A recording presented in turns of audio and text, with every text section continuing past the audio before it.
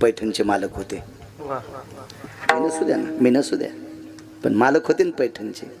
एका जनार्दनी आईसी चोखियाची मात, एका जनार्दनी आईसी चोखियाची मात,